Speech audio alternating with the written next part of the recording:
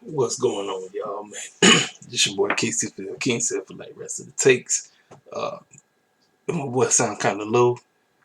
Family they all laid out, so I'm trying to keep it on the low. Like I said, sometimes it's kind of hard to get these reviews to you all since everybody be going to bed early. But I'm gonna try to get this review. So if my voice sound kind of low, I apologize. Tonight's episode was kind of weak in my opinion. I do like the fact that we did get an opportunity to see some of the new cats get their shine on, but overall, I'm not a fan of all these million man matches and all these tag team matches. Like, if you're gonna have a tag team match, do three. You ain't gonna have 4 or 5 of them and one like 2 single matches. I don't need all that. Give me 3 tag team. Give me 3 singles. I'm good. All right, so let's go ahead and start the show. So we open up the show. Hangman Page, John Silver, Alex Reynolds versus Matt Hardy, Private Party. Matt Hardy and them won. Now Private Party and them was gonna get this thing by themselves because Matt was out on the ring. They do their little finisher. They do. Mark Arm's gonna go for the pin. Matt just tags himself in and steals the victory. And I'm like, well, yo, what's going on? Then they gonna raise both of their hands as if they did all the work or something. I'm like, I don't know what's going on. I have no idea. I don't know if he finna turn on his crew or they finna turn on him. I don't know. So we move on. We in the back. We got Alex Marvez talking to In the Circle.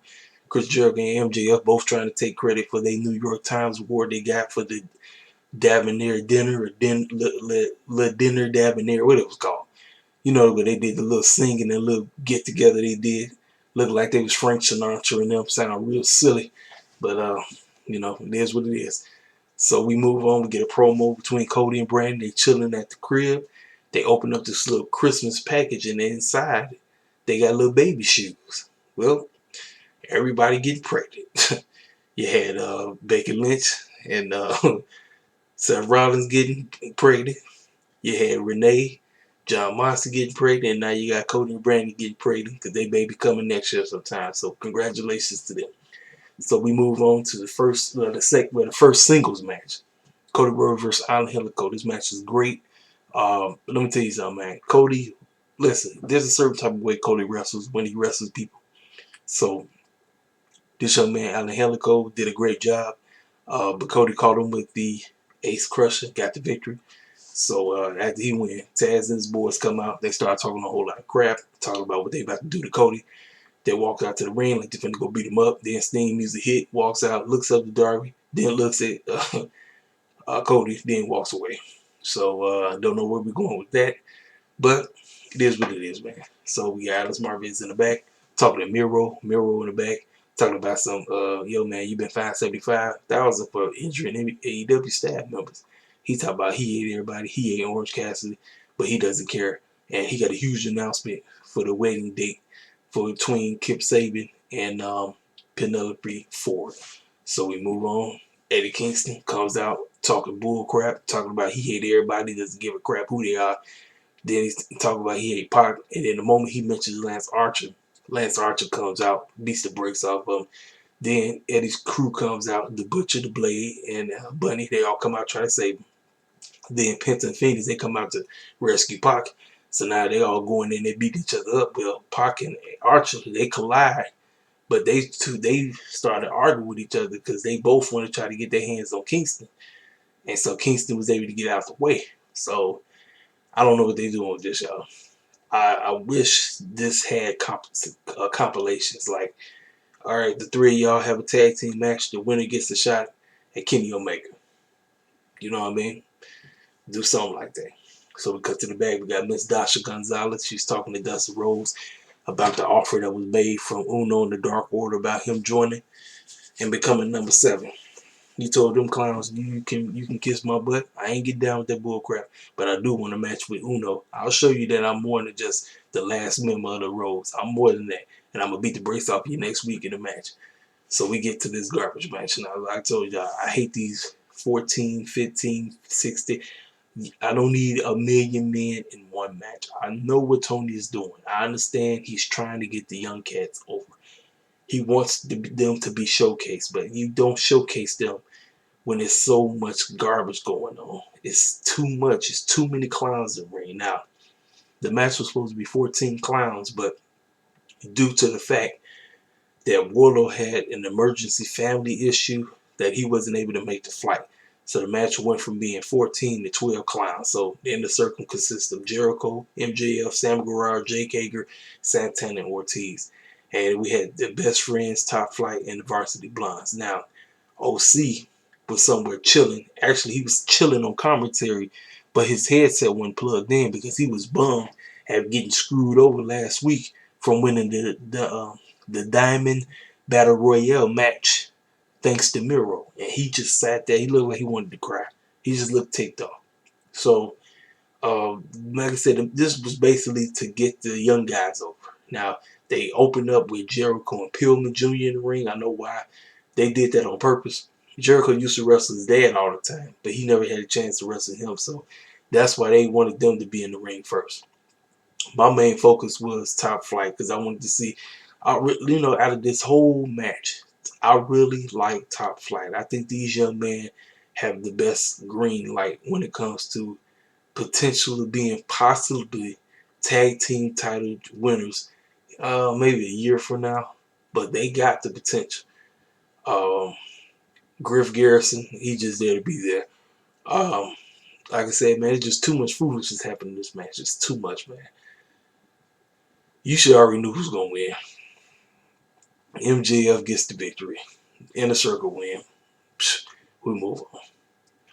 So then we cut to the back. Now this segment I liked. I do like that Tony is trying with the women. He's trying. Because fans been asking him, you got to push the girls. You had to, man. You don't just have everybody else be off the chain and your women's division is hot garbage. No.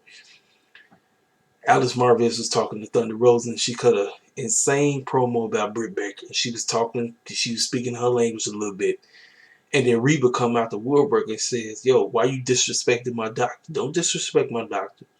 And then Britt Baker, she comes behind her, attacks her, then puts her in that submission move she does. Now, she didn't do the lockjaw like she does. But Reba was pouring water all over her face. Now, you know Thunder wears that makeup. So I call her the female Darby Allin because she wears the Day of the Dead makeup. That's that Mexican stuff. That's her culture. That's how she want to get down.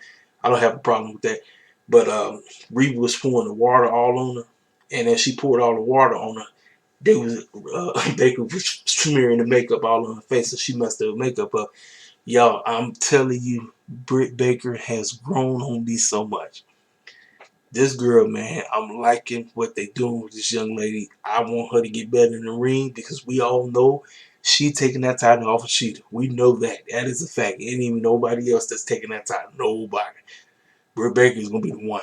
And I just want this girl to get better in the ring. So I can say, because she got the heel persona down pat. This doctor gimmick, she got it. She has it. I'm telling you, she's working it.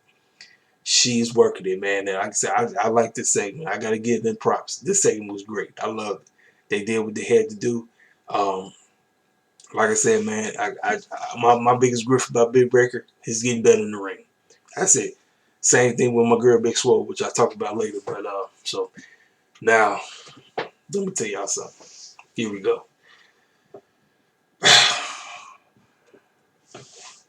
I'm high on Top Flight, but the Acclaim.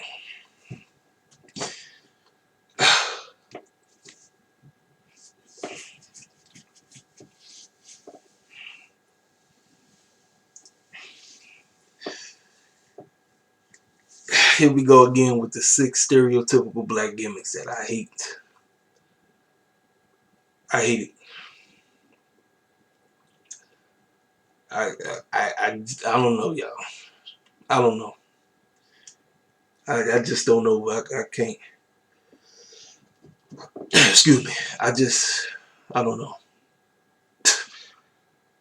So they come out. My man Max get on the mic trying to rap. SCU, Christopher Daniels, Frankie Kazarian, they get out there. He disrespect them. Then Frankie Kazarian comes back and said that round was whack. It was. It really was. I just like, man, my deal is, if you're gonna be that, at least be able to spit. Don't come in there with no cheesy rhymes and all that. Ain't nobody trying to hear that, man. Ain't nobody trying to hear that, man. I'm serious. Match was subpar, man. People talk about the Acclaim and all them. I don't know, man. I don't know. Maybe I got to see more. They're going against the Young Bucks next week. I know the Young Bucks is going to try their best to give a good match. We'll see. I just wasn't feeling it. As much as Frankie and Chris was doing their best to carry this match. Now, one thing I did like the fact that my man popped out the woodwork with the boom box and knocked Chris in the head. And they stole the victory. That's the heel gimmick. That's the heel way to do it. I did like that, so I give them that much. But otherwise, man, I ain't feeling these clowns at all, man. To me, they just want to be Fruity Pebbles, Marky Mark, with the Run DMC chains. I just ain't my feeling, man. I'm just not, man. So it is what it is, man. So then after the match, Max hop on the mic. He points directly at the Young Bucks as they were sitting out there. It says another, like I said, he says a tide line. And they challenge them, so they're going against the Young Bucks next week for the tag team titles. Maybe it might be decent. So, and now after them, we cut to my boys, the Top Flight. Dante and, is it Darren? I might be getting his brother's name wrong. I know one of them's Dante. They challenge MJF and Chris Jericho next week. This match is gonna be good. I'm hoping for the best. I'm hoping for the best of both of them. Because remember what I had said in the past about AEW not showcasing us. I gotta give them props. They doing it. I just don't want the 6 stereotypical black gimmicks that we always get. That is my biggest gripe when it comes to black wrestlers. If you're gonna have a character, please don't be doing no coon gimmicks. I'm serious. I don't want it. I do not want the bucket dancing, shucking and jiving, wannabe rapper. No. That's the stuff I don't like. Top Flight, they really don't have no character, but I do know that they cut a heck of a promo, because my man cut a great promo when he said about Chris Jericho and MJF. That was great. So I'm hoping the match will be off the chain next week. Here we go again, another tag team. All these tag team matches. Back to the ladies now. Eva Lisa and Diamante versus Serena Deeb and Big Swole. I'm gonna keep it a buck with you, man. The teacher in this whole match is Serena. Serena is the teacher. There's a reason why they put Big Swole and Serena together. It's a reason. She is the teacher. She's teaching every girl in the back. I told y'all, man, Big Swole is the one. Big Swole is the one with the gimmick, with the promo. She can talk. She has the charisma. She has. My biggest gripe for Big Swole is in-ring work. I'm telling you right now, Big Swole was a great professional wrestler. Man, I don't know what they would do with Big Swole, because Big Swole would be wrestling circles around everybody in there. But the fact that my girl needs some work.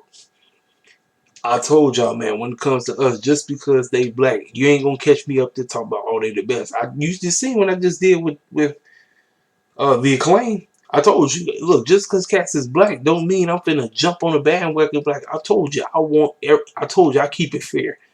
Yeah, I do bring race up a lot, but I keep it fair when it comes to wrestling. I really do. And like I said, when it comes to us, I expect a whole lot. I expect this because I want to see our people push great. And the one thing I got to give AEW, yes, they've been trying their best. They've been trying. But I think they can do a whole lot better. And a lot of that has to do with the wrestlers themselves getting better in the ring. Even listen to Monte, you already know how they get down. They can go. Serena, she can go. It's my girl Big Swole. I want Big Swole to get better. Now, that finisher that she did, that submission move, that was a great submission. That was a great submission move that she had put on. I think it was Diamante that she put the submission on. I think it was. So they won the match. After the match, here come Vicky and here come Nyla Rose coming out there beating the brakes off of them. So Evilise and Demonte was helping them out. Well, here come my girl Red Velvet now. If it's anybody that's a black female that's a great wrestler, that I say that she got the wrestling abilities, I don't know if she got the Character-wise, is my girl Red Velvet. That Red Velvet came to the save. She came to the rescue. She came out there beating cats with chairs to basically help her team out, which was Serena and Big Swole. I liked it. I did like that because, like I said, that's my girl right there, Red Velvet. So we moving on. Here we go. So we was about they gave us a vignette of Jurassic Express, right? Then randomly here comes FTR. They said, "Man, cut the crap." My man was Dax and said, "Bro," he said, "what the heck is going on with the tag team division? Y'all," she said, "the tag team division just turned into a sideshow." He said, "Bro, how the heck? First of all, we got a grown man that's wearing a woman's skirt, acting like he's in the jungle. Then we got another grown man running around here acting like he a dinosaur. What kind of foolishness is that?" He said, "This don't even make no sense." He said, "The tag team division is a joke right now." He said, "What if we become an afterthought?" And I said, "Homeboy, you was preaching. You preaching facts. He preaching. He telling the truth." And that's why I wish the cats never lost the titles in the first place, man. Man, I wish they never lost the titles, man. I'm serious, man. I wanted FTR to hold on to them titles for real. They didn't.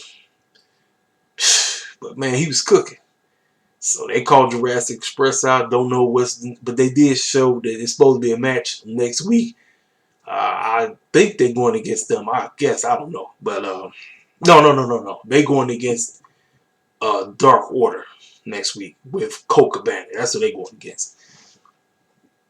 But and then like I said, so they gave us what's about to pop off all the other matches. Hikaru Shida Shield be in action. Like I say, Jurassic Express versus them. Pac versus the Butcher. That's next week. So we get to this main event. Now listen, y'all. Y'all know I'm loving Kenny Omega. He'll run. But tonight was hot garbage. Tonight's main event was hot garbage.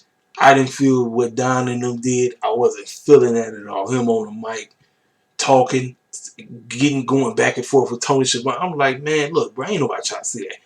Kenny hopped on the mic. I'm like, bro, just focus on beat. Like, the match shouldn't even been, what did it say, 6 minutes and 20 seconds? That match shouldn't even been that long. It should have been a squash match. It should have been over like 1, 2, 3. It shouldn't even been that long, man. Listen, y'all. I know it's some Joey Janela and Sonny Kiss fans out there, but y'all, I don't care nothing about neither one of them, man. I don't. I was liking Joey when AEW first got started, but now I don't even care about neither one of them, man. I don't. I just don't. This was a hardcore match. No disqualification. I mean, the match did nothing for me. This match was hot garbage. This was garbage. I was like, I don't know. I'm like, Kenny, I don't know, bro. I'm liking the work that's going on over at Impact than I am what's going on right now. I'm like, bro, how are you giving us great? When you know what, y'all, I apologize. I was supposed to do an Impact review.